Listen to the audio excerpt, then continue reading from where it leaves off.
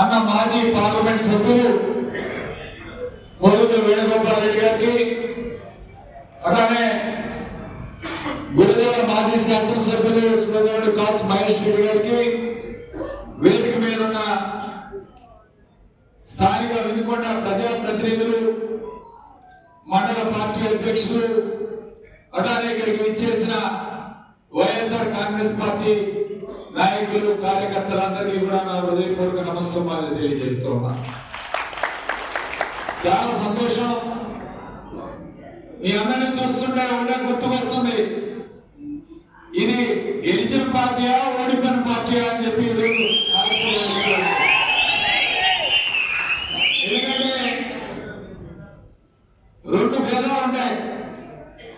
గెలిచిన పార్టీలో కార్యకర్తల సమావేశం అయితే నాయకుడి దగ్గర ఆశ్రయించుకోవాలి, ఏ పని కావాలో ఆ పని పనిలో వెనక మనసులో పెట్టుకొని నాయకుడి దగ్గరకు వచ్చి కనపడి నేను వచ్చానని చెప్పి ఏదో తన పని తను ముగించుకొని పోతారు.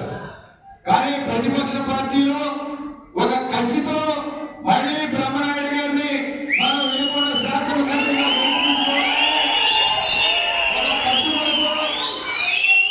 కేసులు పెట్టినా పర్వాలేదు, పోలీసులు ఎన్ని బెదిరించినా పర్వాలేదు, బెదిరింపులు బెదిరించినా పర్వాలేదని ఒక కసితో ప్రతిపక్ష పార్టీలో ఈరోజు ఈ మీటింగ్లకు వస్తూ ఉన్నారు. అది అధికార పార్టీకి ప్రతిపక్ష పార్టీకి తేడా. అట్లానే కార్యకర్తలు వైఎస్ఆర్ కాంగ్రెస్ పార్టీకి మూల స్తంభం లాంటి వాడు.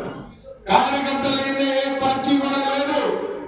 ఖచ్చితంగా గతంలో జరిగిన పొరపాట్లు ఈసారి పునరావృతం కాకుండా కార్యకర్తలకు అత్యంత ప్రాధాన్యత ఇచ్చే కార్యక్రమం చేస్తామని చెప్పి జగన్మోహన్ రెడ్డి గారు మాతో అన్ని కూడా చెప్పారు.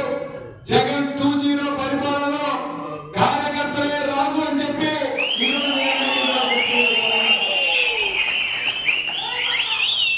ఈరోజు కార్యక్రమం మరి చంద్రబాబు నాయుడు భవిష్యత్తు గ్యారంటీ, మోసం గ్యారంటీ. ఈరోజు ఈ కార్యక్రమంలో చంద్రబాబు నాయుడు ఎన్ని మోసాలు చేశాడో మనందరికీ తెలుసు. ఈరోజు తల్లికి వందనం నిన్నే అంటున్నాడు, సత్యసాయి జిల్లాలో స్కూల్కి వెళ్ళి తండ్రి కొడుకులు సిగ్గు లేకుండా మాట్లాడుతూ ఉన్నాడు.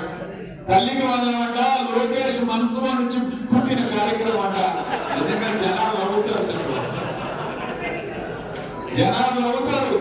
సిగ్గు లేకుండా చెప్తారు అబద్ధాలు, కళ్ళు ఆపకుండా చెప్తారు అబద్ధాలు. ఎంత మోసం అంటే జగన్మోహన్ రెడ్డి గారు 2019 5 సంవత్సరాల నుంచి అమ్మఒడి ఇస్తే దానికి పేరు మార్చి తల్లికి వందనం పెట్టుకొని నీ కొడుకు మనసు వచ్చి పుట్టిందని చెప్తా చిన్నపిల్లలుగా చెప్తున్నాడు.